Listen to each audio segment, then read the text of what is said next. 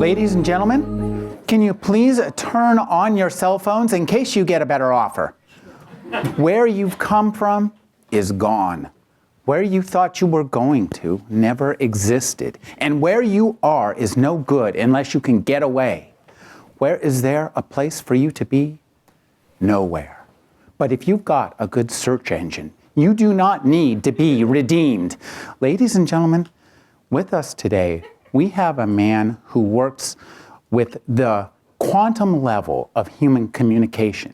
We're standing in a tower that showcases the enormous engines that we can bring to bear to send atoms, molecules, electrons around the world to bring two people together. This is the man who works at the absolute lowest level of human communication, words. His newest book is This Is How You Lose Her, and he will give you a great instruction guide to do just that. His first book was the acclaimed short story collection, Drown. His Pulitzer Prize-winning novel was The Brief, Wondrous Life of Oscar Wilde. Ladies and gentlemen, please welcome Junot Diaz. Yes, it's so good to see you. Thank you. I guess by way of like prefatory comments, thank you all for coming out. Yeah. We all know you're all busy. You know, I mean, gee whiz, yeah. So I appreciate you coming here with in your spare time. I also wanted to thank Rick. I'm actually a big old-time fan of Rick's.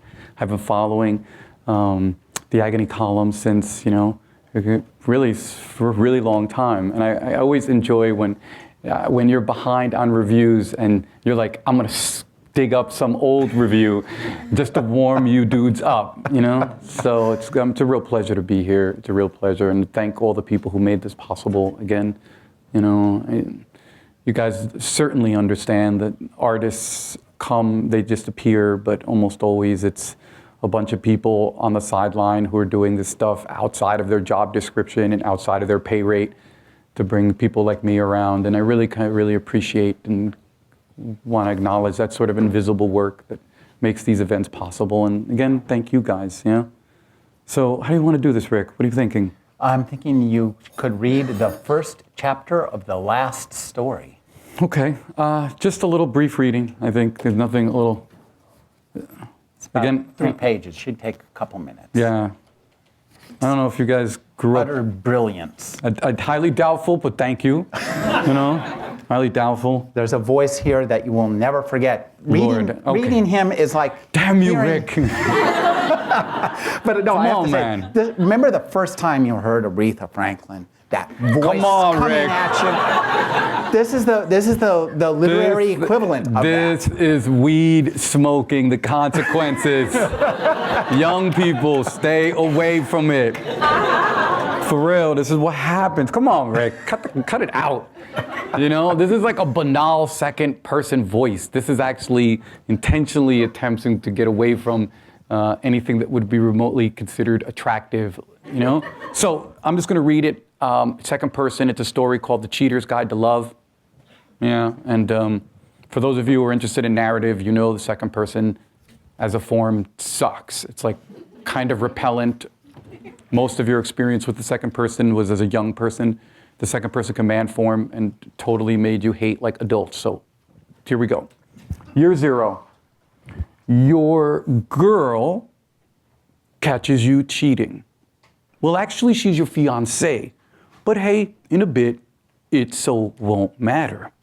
She could have caught you with 1 sucia, she could have caught you with 2, but as you're a totally batshit güero who didn't ever empty his email trash can, she caught you with 50. Sure, over a 6-year period, but still, 50 fucking girls? God damn. Maybe if you'd been engaged to a super open-minded Blanquita, you could have survived it.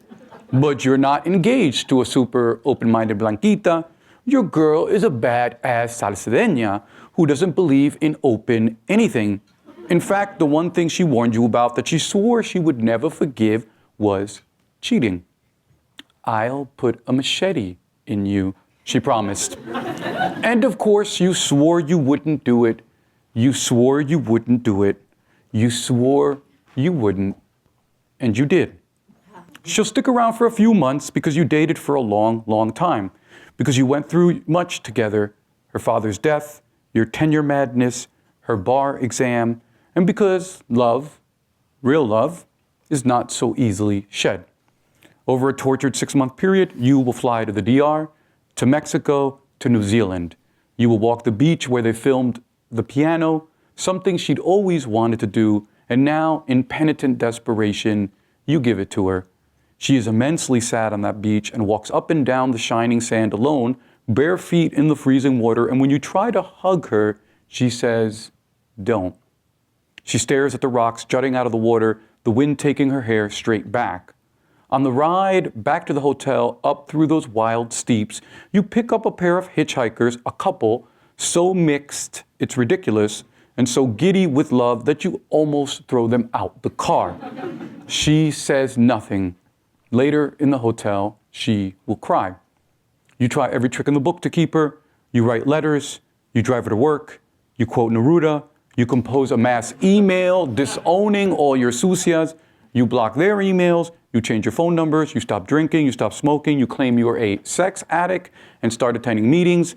You blame your father, you blame your mother, you blame the patriarchy, you blame Santo Domingo, you find a therapist, you cancel your Facebook, you give her the passwords to all your email accounts, you start taking salsa classes like you always swore you would so the two of you could dance together, you claim that you were sick, you claim that you were weak. It was the book, it was the pressure, and every hour like clockwork you say that you're so sorry.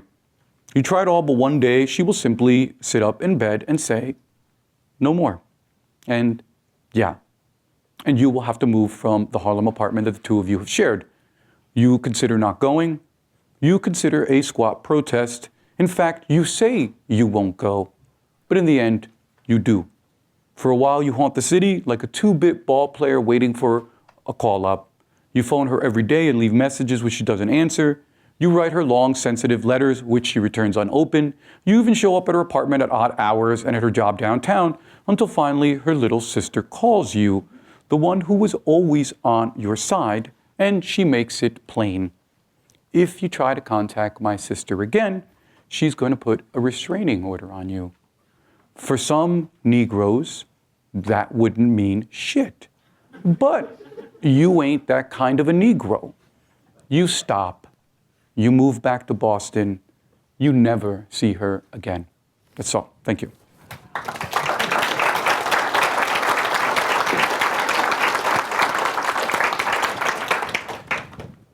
They're a foreign species, aren't they? I mean, they look like Dudes. us. They have the same DNA as us, but they're... Oh, I thought you meant men. Men, even those of us who are men, know we are like an alien unto ourselves, which I think sort of an outcome of our encouraged not to have much internal scrutiny. Yeah. You know, one of the things that I just reread The Brief Wondrous Life of Oscar Wilde. Rick. I had to. Come on, it was man. so much fun. And one of the things that really knocked me out about that book was the way you use, you engage in what any science fiction reader would call world building. Yeah. For those of us who have never been to the Dominican Republic or don't know anything about that and immigrant experience, and you create that world by using, in part, the language of fans of world-building fiction. Sure. And I thought that was such an interesting decision to do that. Tell us a little bit just about creating that kind of character and your fascination with that kind of literature. No, that's really a great observation, Rick. I mean, one of the things I teach at MIT is I teach a class of world building, for various narrative media. So I have kids who want to do comic books. I got kids who are working on computer games, kids who are working on film, and kids are doing pen and paper stuff. They're doing fiction. And so, each of these kind of mediums has their different affordances, but world building is a sort of an essential component of this stuff. And what interested me really deeply was that all of us go about worlds where we kind of take them for granted. that old sort of super brainy word, our doxa, right? Like what we are commonplace, a thing that we just don't even think about. But if you're going to do any kind of art and tell any kind of story, you have to produce the world where your characters and their conflicts are set. Even if it's the real world, you have to produce it. You have to like create it. You have to world build. Most of us don't notice world building in what we would call straight fiction. Yeah, like what we would call kind of literary fiction or mainstream fiction. But of course, it's occurring. And so what interested me really deeply was that I grew up reading a ton of science fiction, a ton of fantasy, a ton of horror, genres where world building is what is used to heighten and contextualize the conflict, right? We know that for horror most explicitly that, you know, horror tends to use all these gothic cues and all this kind of gothic settings so that we know that there's going to be some horrible thing that's going to happen and all sorts of terrible kind of dangers and monsters are much more possible because the world sort of, you know, leads us into a very unsteady terrain where monstrosity seems not to be an exception but almost an inevitability. And what happens with me is that I become obsessed with reading all these books and I notice that there is almost no difference between Jane Eyre rendering her world, yeah, a world that she knew completely, you know, we're talking about the narrative presence, she knew completely well, but still she went out of her way to make sure she explained the world for readers, yeah, versus a Tolkien who's in some ways the raison d'etre, you know, he's like the most important of our concept of traditional world builders, where he goes out of his way to explain Middle Earth. And I realized that any story worth reading requires, or worth engaging in, or worth playing with, requires the world to be communicated efficiently and in many ways as beautifully as possible. So the Dominican Republic, something that I know incredibly well, and Central New Jersey, another place I know really incredibly well. I mean, anybody, Jersey? Yes? Where in Jersey? Oh yeah, man. I delivered pool tables there. I did. Yeah, that's cool. That's cool, man. Yeah. Anybody from Santo Domingo at all? Here. Yes. There's always one of us. Esa vaina está fuerte, man. So I realized that, like, you know, I realized that the part of what I knew so well, I had to render it. You know, I had to create it. And again, the cues of good world building, for me, I just felt it was like a natural to just use fantasy, science fiction, horror as a way to show how there is almost no difference. And in fact, they're drawing on the same grammars. It really makes the world so vivid for us. And one of the things, too, that I see in all of your fiction, in all of your stories, is a really unique sense of the voice as story. Anything that you tell us is crafted in prose and in a voice that's so compelling. We are just grabbed from the first sentence and held riveted till whatever the hell you're saying ends. And it doesn't even matter. And if I were to describe the brief, wondrous life of Oscar Wilde to myself, I could describe it in a way that I'd say, I never read a book like that. But then when I sit down and read it, I am instantly linked.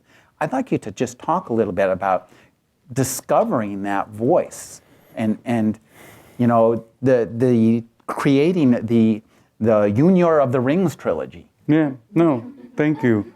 You know, part of this comes from sort of a strategy that you have as a storyteller. I mean, especially, like, guys, if you're trying to do any kind of ideological work, which anyone who's telling stories is, even if they're not doing it consciously, you know, part of telling a story is that you're in some ways pitching an ethos, yeah? I mean, it's the nature, it comes out of it, you know? But for me, I tend to be really interested in topics that people have huge resistances to talking about. So I'm really interested in sort of the long-term consequences of rape, you know? I'm interested in sort of what it means to live in the shadow of a dictatorship. Yeah, I'm interested in stuff like how race and racism and self-hatred organize a sexual economy. I mean, we like to think that, like, we just fall in love, but people fall in love in pretty predictable terms along the racial economy. And so I'm interested in all this stuff, but people don't ever want to talk about this shit. I mean, my MIT students, I'll be like, is there any race issues at MIT? And they're like, none. Right? They're like, none. And I'm like, really? Huh? I was like, there seems to be a lot of Asian girls with white dudes. And suddenly it's like the thing that you weren't supposed to say. You're not supposed to talk about this stuff. And suddenly their brains are gripped by this silence. And I think that we have a lot of resistance to talk about things that we observe every day. And so I think part of the work that occurs with Junior's voice isn't simply because you're like looking for a nice voice so that people will read the book. I need something heavy duty to misdirect the reader so that they will read a book about the consequences of rape, the consequences of how we seem to fall in love in ways that Adolf Hitler would be pleased. Yeah. And that also on top of that, that like a lot of us are haunted, deeply haunted by all sorts of both family, personal, and often national histories, which we don't even recognize. And a lot of stuff, people ain't, you bring this shit up, I talk to my students about it, and that's the thing my students can't wait to get off. They're just like, yo, don't talk to me about how everybody I date is lighter skinned than me. I want to do it, I don't want to talk about it. You know, I don't talk about how we all exoticize Asian women in a certain way. We just want to do it. But don't bring it up.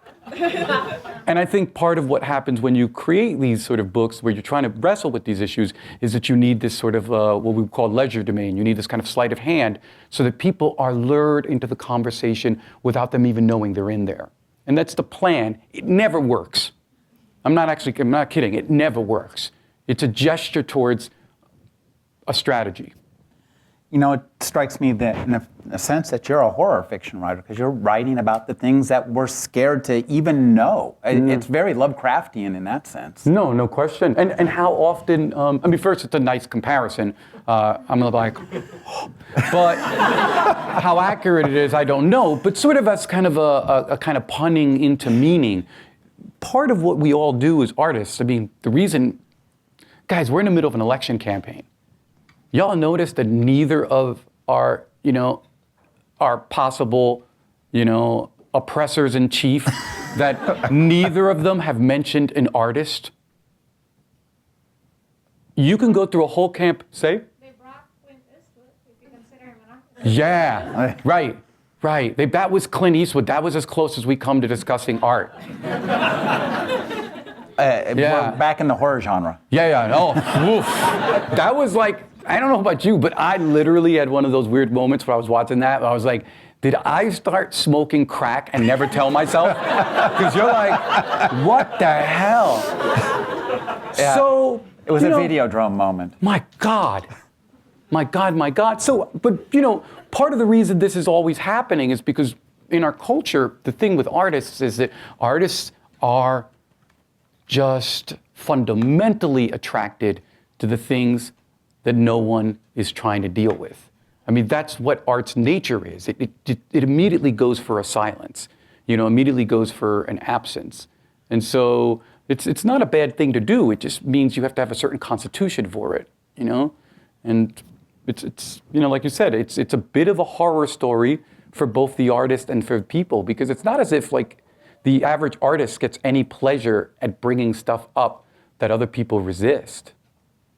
For real. Rare is the artist who's like goes to bed thinking, aha, I have been transgressive, I feel great.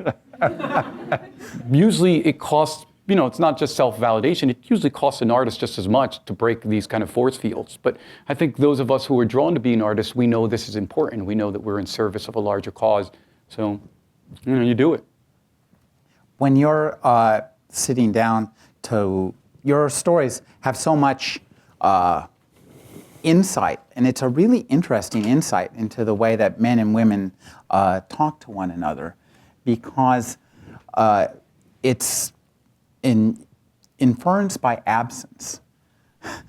What we see is somebody who is you give us somebody who is absolutely clueless in many ways as to what effects his actions are going to have, and after a while, at first you're just going, oh, this is pretty funny, and then after a while you're thinking, oh wait.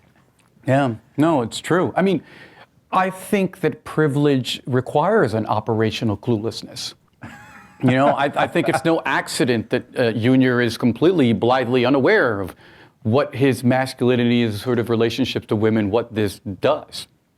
I mean, I think it's, in fact, it in many ways is part of his legacy. I think, again, it's one of those things where Junior's cluelessness is what always, the consequences of operating in a world where you have privilege is when you quickly begin to realize that the energy it takes for you not to notice what you're doing begins to slowly eat at you, And I think that, it takes, I'm telling you, it takes a lot of effort to sit around and pretend that you're not harming anyone, to pretend that you're not predatory. I mean, none of us like to think of ourselves as predatory, but the nature of privilege is that you're predatory. And I think that if you have any kind of a soul or any kind of compassionate soul, it creates all these kind of contradictions in you. It begins to eat at you.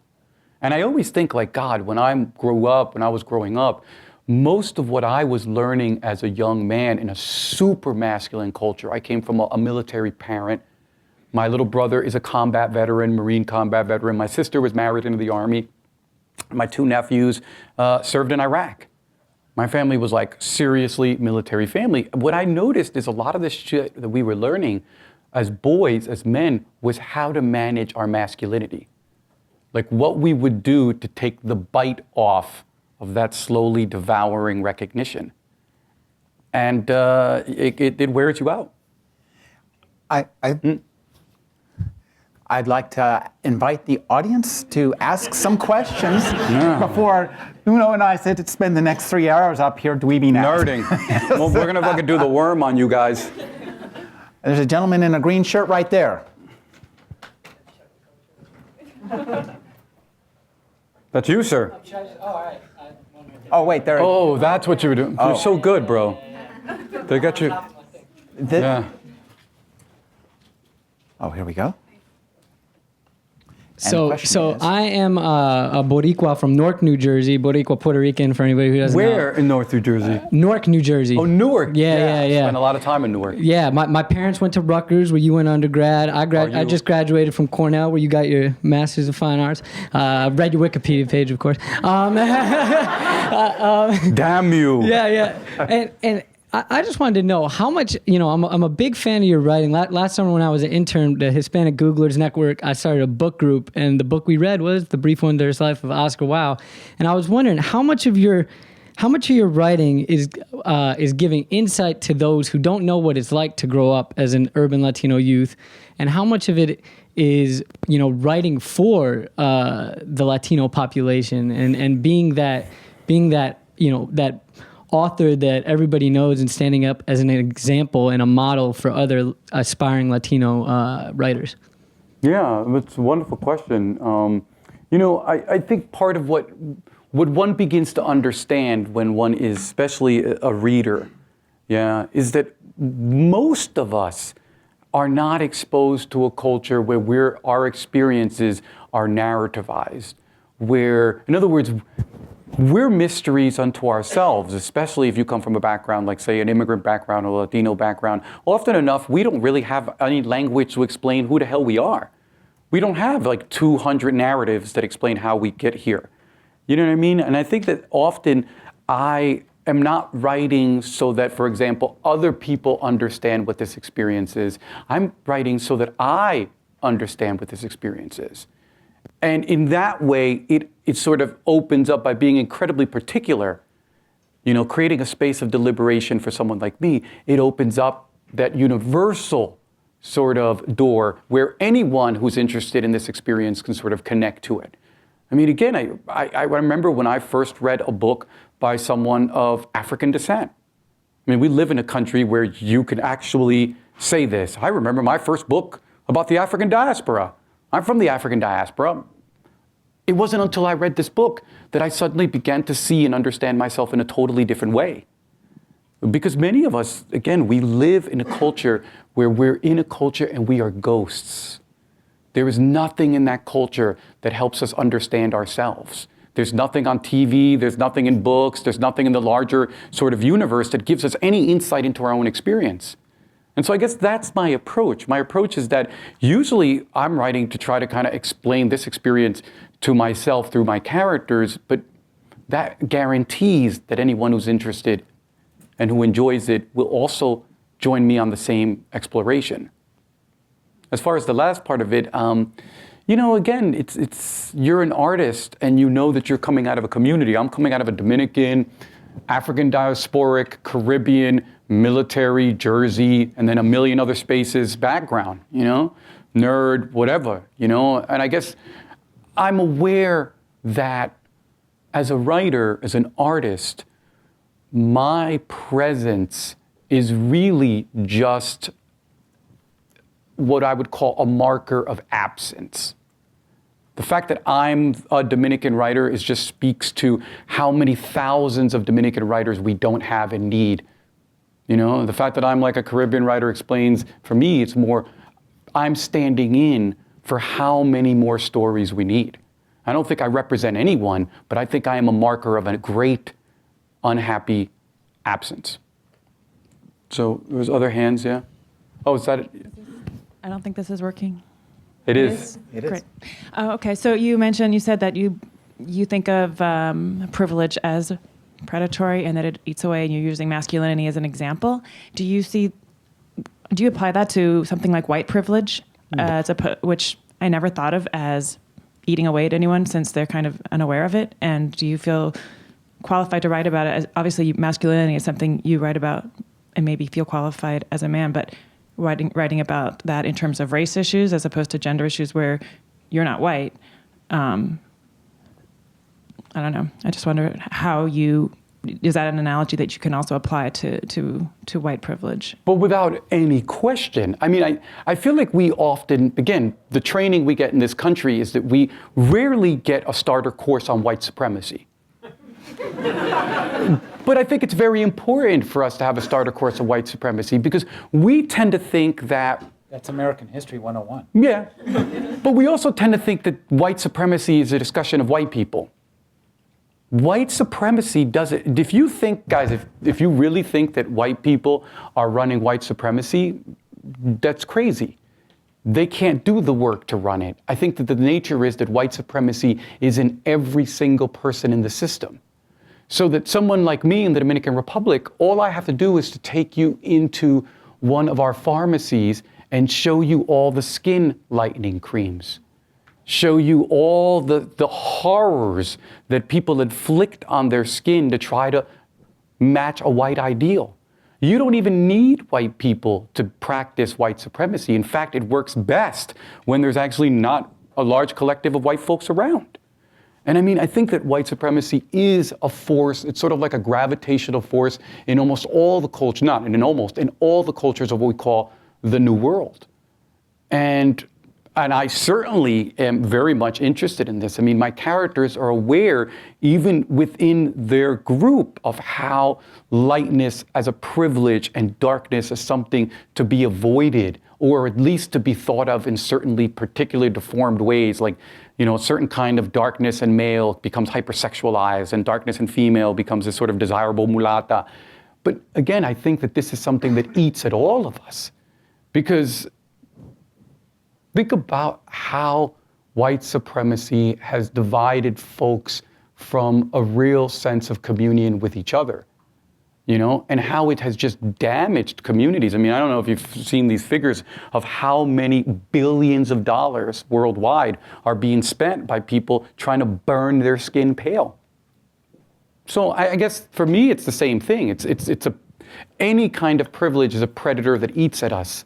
Yeah, but I always say to my students, I'm like, you can take every single damn white person on the earth, put them on a spaceship, send them out, and we will keep white supremacy running fully well. Yeah, in China, try to be a black person trying to teach English in China. You know, you can't get a job. You can't get a job. I have a student who went to China, tried to teach English, and they're like, we only want white people. So I think that this is something that is important, and as an artist, I'm just drawn to it. Hi. So I was reading the new bio of David Foster Wallace recently, and there was a lot of talk about various authors' thoughts on the contemporary state of literature and like really consciously writing within ethos, like Bret Easton Ellis and Franzen saying like, we have to return to literature's roots, and paraphrasing, it's unlikely that anyone with a computer at their job is writing good fiction. And since you're at Google and you teach at MIT, I'm wondering if you have like maybe thoughts on that particular statement, but generally on like the role of fiction in an increasingly like Twitterized world. Sure, yeah. Do I have any like stupendously unhelpful generalizations? It's really what it is, because, but it's really what it is. It's so strange to hear authors talk about the state of American fiction. Guys, I read a book, this is what I do for a living. I read a book every 2 or 3 days. You know what I'm saying? Like, I'm a herb like that. But I have probably read 0.00001% of American literature. For me to draw any conclusions on my reading about what's going on in American literature, Franzen has shown no awareness. Hey, totally respect the guy, but he's shown no awareness of what women writers are up to. I've never heard him ever mention a writer of color, ever. I mean, he doesn't seem to have any awareness of what the other America's writing. I'm not sure that we understand well what's happening in any artistic pursuit. Now, are there certain tendencies? Certainly. But I wonder if our descriptions of our art don't reveal mostly our ignorance of what's going on the ground. And again, I'm not so sure. I mean, certainly we're being dispersed and atomized, and our attention is being multiply divided by this kind of world, which is asking us to constantly consult a machine every 3 seconds to kind of feel normal. But we have been under weirder conditions before, and we've produced enormous art. I think that the challenges are real. Living in this pace that we live now is a real challenge, not to be dismissed. But I guess I have an enormous faith, because I come from a community that has come out of worse situations than this and has produced most of the culture that we call American and is quite beautiful. And so I guess in my mind, I think that we're not as bad as people make us look. And our resistances to these kind of forces is certainly valiant. But the reality of the forces arrayed against us cannot be undervalued. And I don't know, I guess I'm a utopian. I really believe that writing inside of a problem often generates answers. And that sitting from up top and saying that we need to return to, what literature are we going to return to? I'm like, Franzen is the whitest white. He wants to return to what, the 70s when it was white. I mean, I don't know. I don't know what utopian past there is where things are better. We're jacked up. We're human. We take both our hands intuitively, put it around our own necks, and try to choke ourselves to death. We just do it naturally. And the nature of us is also to try to fight that.